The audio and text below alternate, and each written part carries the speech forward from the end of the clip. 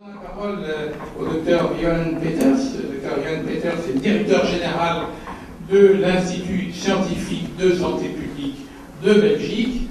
Alors, vous imaginez que question rapprochement, rassemblement des acteurs dans le domaine de la santé publique, c'est peut-être pas simple non plus en Belgique. Je vous donne la parole. Ok, alors merci. Ok, donc en effet, donc en Belgique, la situation n'est pas simple, mais bon, je constate aussi dans les présentations d'aujourd'hui qu'on envisage justement de faire des accords avec les différentes régions, donc les zones, etc. Bon, donc là, on a certainement des choses en commun. Donc le menu qui nous a été présenté donc était important.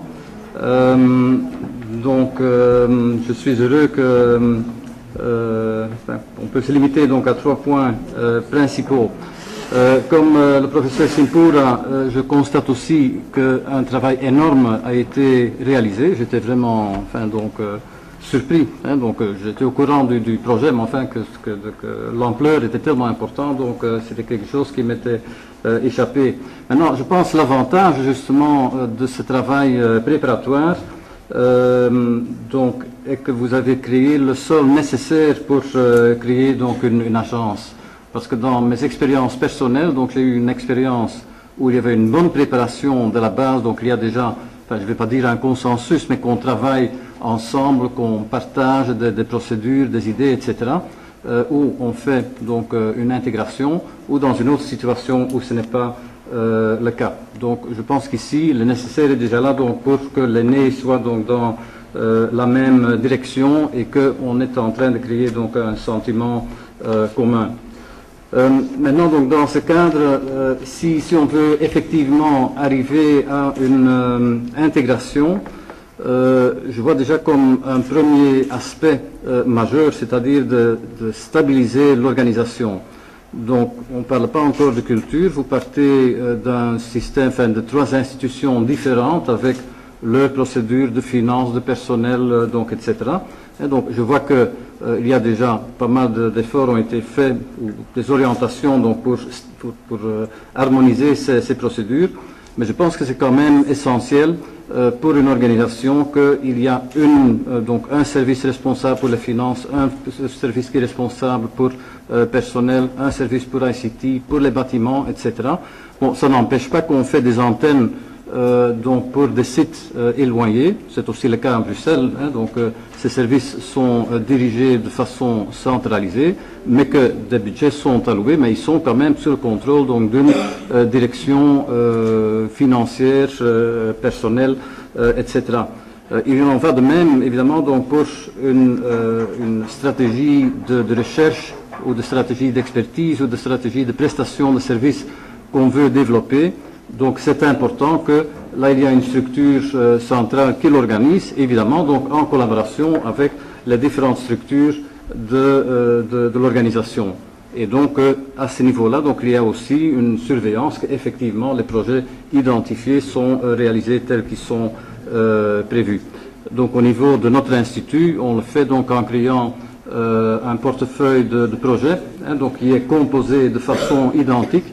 Donc que ce soit pour des prestations de services, des projets de recherche ou des expertises ou d'autres contrats de l'Institut, et donc sur lesquels il y a un rapportage régulier, donc afin de voir que effectivement donc les résultats sont là dans les délais souhaités. Aussi dans ce même cadre, donc on a déjà parlé aujourd'hui donc sur une nécessité d'arriver donc à un statut commun pour l'Institut, d'un statut pour des chercheurs éventuellement, etc. Je pense que globalement, donc sans aller dans le détail, qu'une politique HRM doit en premier lieu stimuler la responsabilisation du personnel, et donc on voit aussi que les gens sont récompensés donc en fonction de leur mérite. Évidemment, donc on pense à ce moment-là toujours donc à de l'argent. Je ne pense pas que c'est le seul moyen donc qui est nécessaire pour stimuler, pour motiver le personnel. Donc un deuxième élément où je pense qu'il est déjà bien établi, donc une mission univoque pour l'Institut, mais donc ce que j'ignore ici dans votre cas spécifique, dans quelle mesure est-ce que cette mission donc a été challengée donc avec des clients, des partenaires, des instances politiques, des instances administratives, etc., pour être clair que ce qu'on attend de l'institution donc est réalisé, ou bien donc on a pris connaissance des demandes, des souhaits, et qu'en fonction du budget disponible, qu'on est capable de dire ok, on va prioriser certaines choses, donc qui tombent dans notre budget ou dans les compétences de l'Institut, et pour les autres aspects, éventuellement, on peut chercher le soutien d'autres institutions, soit au niveau national, soit au niveau international, quand ces questions se posent. Alors, donc, un troisième élément, donc là, je vois beaucoup de complémentarité donc, avec notre intégration entre l'Institut d'hygiène et d'épidémiologie et l'Institut Pasteur. Donc, c'est que, donc ici, on parle de 3 institutions, donc il y a 3 cultures différentes qui se développent de façon naturelle, qui se sont développées de façon naturelle dans le passé, où il faut voir quelles sont les composantes communes donc qu'on peut utiliser donc, pour renforcer l'institution. Donc au niveau de la situation belge, donc, on a dit, voilà, donc, nous sommes 2 établissements qui travaillent pour la santé publique, mais donc, dans l'un, donc, il y avait surtout une culture orientée donc, sur la recherche scientifique.